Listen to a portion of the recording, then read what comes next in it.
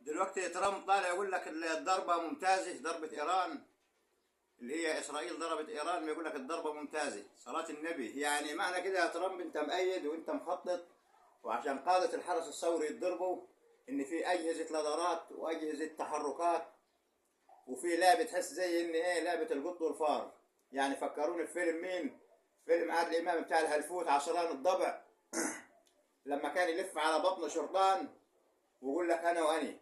فإيران نفس الوضع، إيران بس تتهدد في الدول العربية والشرق الأوسط ونعمل ونسوي، ودلوقتي جرستنا ما قدراش حتى ترد، بعد ترد بطيارات مسيرة. فين الصواريخ البالستية اللي معاكي اللي هي تخرب الدنيا؟ عايزين نسمع ضربة استباقية من إيران ولا أي دولة. إسرائيل عدت على الأجواء بتاعتها تتحاسب من قبل إيران. ويا ترامب أيامك قربت، وعارفين المخطط من المقصود يا شوية علوب. ماشي يا أبو حنان يا بقرة حلوب، خش يمكن تموت بنوي.